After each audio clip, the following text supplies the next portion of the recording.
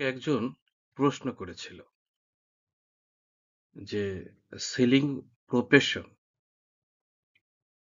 নাকি খুব তাড়াতাড়ি উপরে ওঠা যায়। এটি সত্য কিনা এবং এটি যদি সত্য হয়,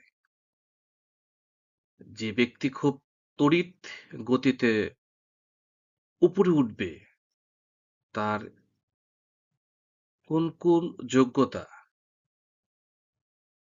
এবং কোন বৈশিষ্ট্য থাকা উচিত বলে আমি বিবেচনা করি।